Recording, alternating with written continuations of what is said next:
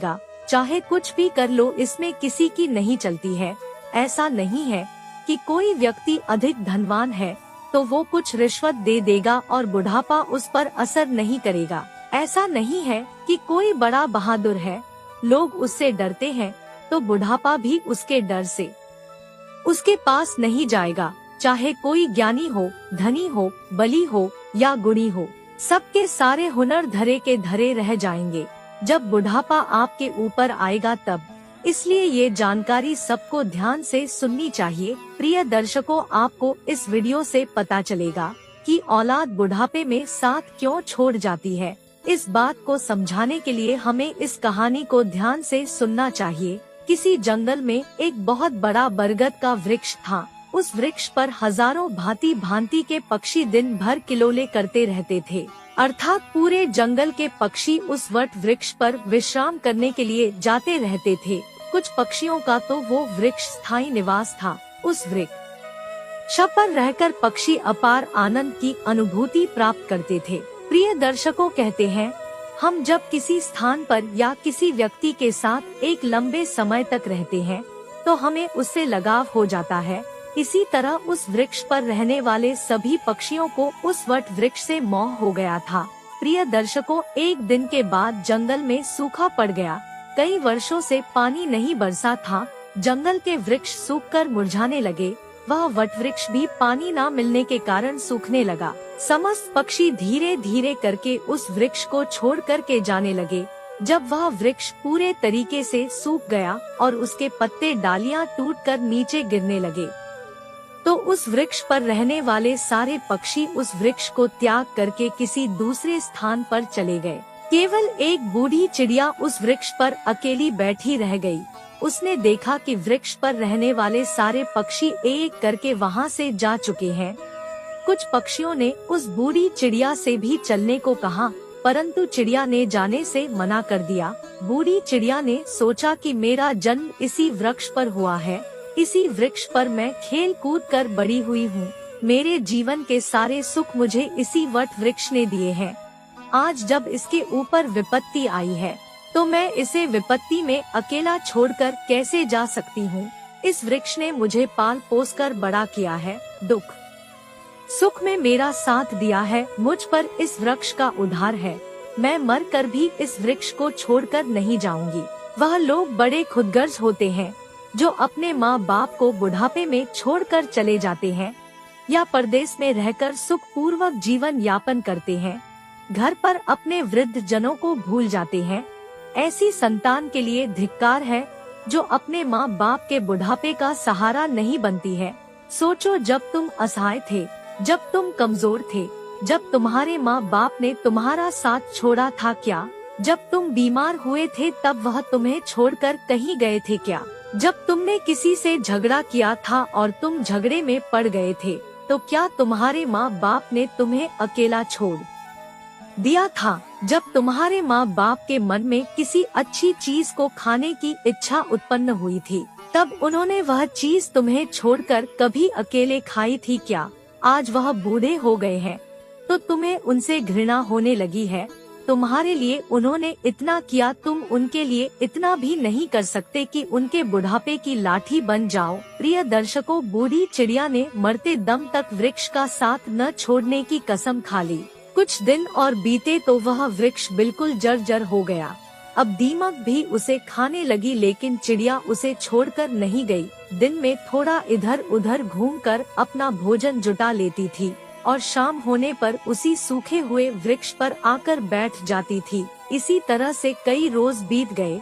प्रिय दर्शकों, जो पक्षी उसे छोड़कर दूसरे स्थान पर चले गए थे उन्होंने सोचा कि चिड़िया काकी अभी भी उसी सूखे वृक्ष पर बैठी रहती है, क्यों ना हम सब मिलकर उनके पास चलें और उन्हें समझा बुझाकर अपने पास बुला लाएं। यही सोचकर कुछ पक्षी बूढ़ी चिड़िया के पास गए और उनसे अपने साथ चलने का आग्रह किया। कहने लगे, चिड़िया काकी, तुम कहाँ इस सूखे वृक्ष पर बैठी रहती हो? इस वृक्ष का जीवन खत्म हो चुका है। मरे के साथ में मरना कहाँ की समझदारी है। विद्वान कहते हैं, वही जीविका श्रेष्ठ है जिसमें धर्म की हानि ना हो। वही देश श्रेष्ठ है जहाँ कुटुंब का पालन होता हो। यह वृक्ष बिल्कुल जर्जर हो गया है। दीमक इसे रात दिन खा रही है। किसी दिन हवा के तेज झोंके से ये गिर जाएगा, फिर तुम कहाँ जाओगी? विद्वान लोग कहते हैं कि शत्रु, कर्जा, अग्नि, बीमारी, इन चारों को समय रहते दबा देना चाहिए। जो इनसे अपना समाधान नहीं करता वो बेमौत मारा जाता है। ठीक इसी प्रकार तुम्हें भी इस वृक्ष को छोड़कर किसी खुशहाल स्थान पर अपना निवास बना लेना चाहिए। प्रिय दर्शकों, समस्त पक्षियों के समझाने पर भी बूढ़ी चिड़िया उस वृक्ष को छोड़ने के लिए तैयार नहीं हुई। कहने लगी, भाइयों, यह वृक्ष मेरे माँ बाप के समान है। मेरे माता पिता मुझे जन्म देकर इसी वृक्ष पर मुझे छोड़कर चले गए थे। उनके जाने के बाद मैं इसी वृक्ष पर खेलकर बड़ी हुई हूँ। जीवन के सारे सुख मैंने इसी वृक्ष पर पाए हैं। बचपन से लेकर बुढ़ापे तक का सफर मैंने इसी वृक्ष पर व्यतीत किया है। अब इस मुश्किल घड़ी में मैं इसका साथ छोड़कर कैसे चली जाऊं? यह मेरी सबसे बड़ी खुदगर्जी होगी, क्योंकि कहते हैं भक्त, सेवक और शरणागत जो यह कहता हो कि मैं आपका ही हूँ, तो इन लोगों को संकट पड़ने पर भी नहीं छोड़ना चाहिए। जो इन्हें संकट पड़ने पर छोड़कर जाता है उसे बहुत बड़ा पाप लगता है। और जिसने अपना पालन पोषण किया हो, दुख में साथ ना छोड़ा हो, जो ऐसे माता पिता को छोड़ता है तो वो जघन्य अपराध का भागी होता है। उन संतानों को कभी मनुष्य की योनि में जन्म नहीं मिलता। चिड़िया ने कहा, मैं अपनी मृत्यु तक इसी वृक्ष पर रहूंगी। आप लोग जाइए यहाँ से, मैं यहाँ से नहीं जाना चाहती हूँ।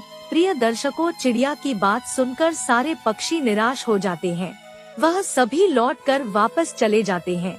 कुछ पक्षी तो कहने लगते हैं कि भैया, इस बूढ़ी चिड़िया के साथ साथ इसकी बुद्धि भी सट्या गई है, इसीलिए उसे हमारा समझाना अच्छा नहीं लगता है। अगले दिन कुछ पक्षी फिर उसे समझाने के लिए आए, लेकिन चिड़िया ने जाने से फिर मना कर दिया। इस बार सारे पक्षी लौटकर अपने घर नहीं गए। वो सभी पक्षी सीधे इंद्र देवता के पास पहुँचे और उन्हें सारी बात बता दी कि हे भगवान, हम जिस वन में रहते हैं वहाँ कई वर्षों से पानी नहीं बरसा है। पूरा जंगल पानी से वंचित है। सारे पेड़ पौधे सूख चुके हैं।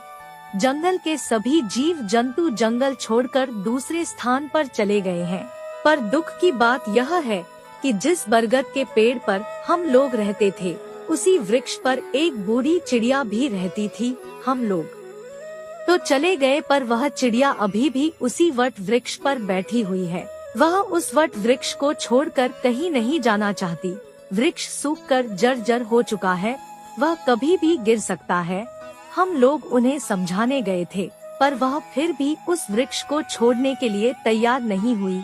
वो कह रही थी कि मरते दम तक मैं इस वृक्ष का साथ नहीं छोड़ूंगी। इसीलिए हे भगवान, आप स्वयं चलकर उन्हें समझा दीजिए, शायद वह आपका कहना मान जाए।